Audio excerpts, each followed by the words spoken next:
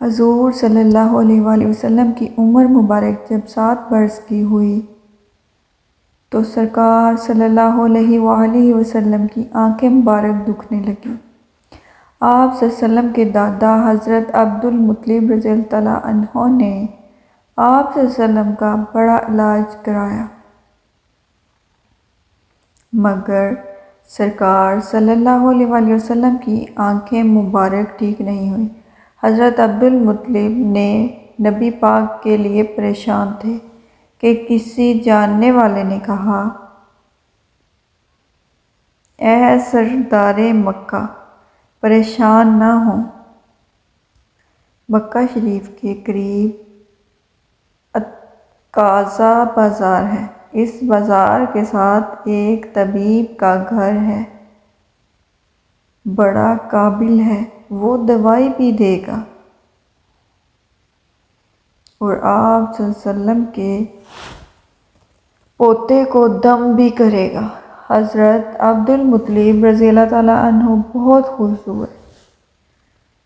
آپ رضی اللہ تعالیٰ عنہ نے حضور صلی اللہ علیہ وسلم کو ساتھ لیا اور اس طبیب راہب کے گھر تشریف لے گئے۔ شام کا وقت تھا۔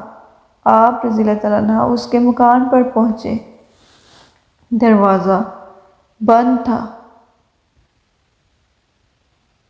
آپ رضی اللہ تعالیٰ عنہ نے وہاں کے لوگوں سے اس طبیب راہب کے بارے میں پوچھا کہ وہ کیسا ہے۔ لوگوں نے بتایا کہ اس کے ہاتھ میں بڑی شفا ہے، جو مریض بھی آئے یہ دوا بھی دیتے ہیں، دم بھی کرتے ہیں، اللہ تعالیٰ کرم فرماتا ہے، مریض ٹھیک ہو جاتا ہے۔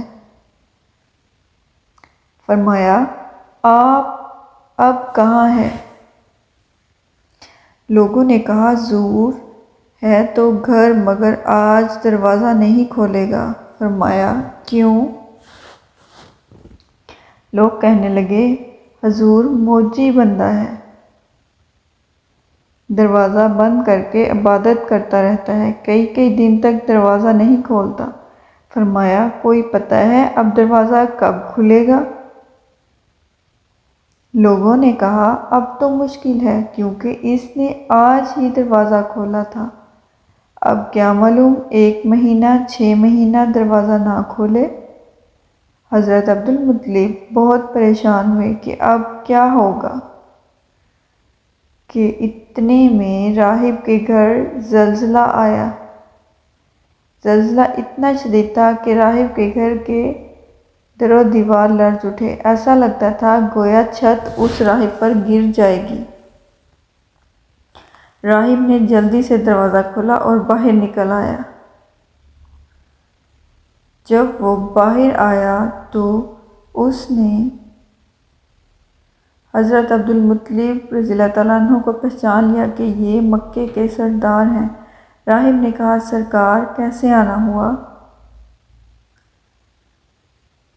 حضرت عبد المطلب نے فرمایا، یہ میرا پوتا ہے، یہ بیمار تھا، آنکھیں ٹھیک نہیں ہو رہی، سنا ہے آپ دوا بھی دیتے ہو، دم بھی کرتے ہو، مہربانی کرو کوئی دوا دو اور دم بھی کر دو تاکہ یہ ٹھیک ہو جائے۔ راہب نے جب سرکار مدینہ مبارک چہرے کی طرف دیکھا تو دیکھتا ہی رہ گیا، پھر کمرے میں گیا، غسل کیا، نئے کپڑے پہنے، خوشبو لگائی، پھر ایک آسمانی صحیفہ کے چند اوراق اٹھا کر سرکار کے پاس آ کر دیکھنے لگا۔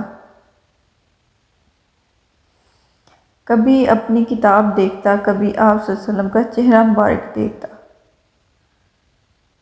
کتاب کے سارے اوراق بھی دیکھے اور آپ کے سر مبارک سے لے کر پاؤں مبارک تک، پھر قدموں میں گر کر کہنے لگا، اے محمد صلی اللہ علیہ وسلم، میں گواہی دیتا ہوں کہ آپ صلی اللہ علیہ وسلم اللہ تعالیٰ کے آخری نبی ہیں، آپ صلی اللہ علیہ وسلم کے بعد کوئی نبی نہیں آئے گا۔ حضرت عبد المطلب رضی اللہ تعالیٰ عنہ راہب کی بات سن کر بہت خوش ہوئے، پھر فرمایا، جس کام کے لیے میں آیا ہوں وہ جلدی کرو۔ راہب نے پوچھا، کون سا کام؟ حضرت عبد المطلب رضی اللہ تعالیٰ عنہ نے فرمایا، یہی کہ میرے پوتے کو دوا دو اور دم بھی کر دو۔ راہب نے کہا، حضرت کیا کہہ رہے ہیں؟ میں اور ان صلی اللہ علیہ وسلم کا علاج کروں؟ راہب رونے لگا اور کہا، سرکار آپ نے محمد عربی کی عظمت کو سمجھا ہی نہیں۔ آپ طبیب کو مریض کے پاس لائے ہیں، شفا کائنات کو مرض مجسم کے پاس لے آئے ہیں، داتا کو بھکاری کے پاس لے آئے ہیں، مختار کو مجبور کے پاس لے آئے ہیں، نبی صلی اللہ علیہ وسلم کو امتی کے پاس لے آئے ہیں۔ اے عبد المطلب، میں عبادت خانے میں بیٹھا عبادت کر رہا تھا کہ در و دیوار لرزنے لگے۔ اگر میں تھوڑی دیر اور نہ اٹھتا تو یقیناً چھت میرے اوپر گر جاتی اور میں اس کے نیچے آ کر مر جاتا۔ اے سردار مکہ، آپ کا پوتا بہت عظمت والا ہے، بڑی شان والا ہے، ان کے چہرے مبارک سے نور کے فوارے نکل رہے ہیں، کائنات کے یہودی ان کے دشمن ہیں، ان کو اس طرح لے کر مت چلو کہیں کوئی یہودی نقصان نہ دے دے۔ حضرت عبد المطلب رضی اللہ تعالیٰ عنہ نے فرمایا، آنکھیں کیسے ٹھیک ہوں گی؟ راہب بولا، ان کا حل بھی خود صلی اللہ علیہ وسلم کے پاس موجود ہے۔ آپ صلی اللہ علیہ وسلم نے فرمایا، وہ کیسے؟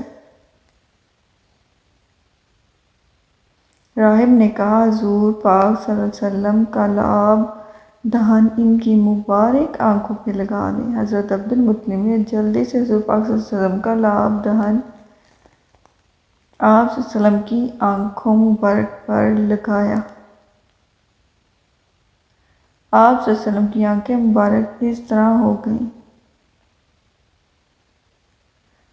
جیسے کبھی دکھی ہی نہیں تھی۔ حضرت عبد المطلب رضی اللہ تعالیٰ عنہ نے راہب سے فرمایا، جب لوگوں کو دم کرتے ہو ایسا کیا پڑھتے ہو کہ لوگ صحت یاب ہو جاتے ہیں؟ راہب بولا، میں دعا کرتا ہوں،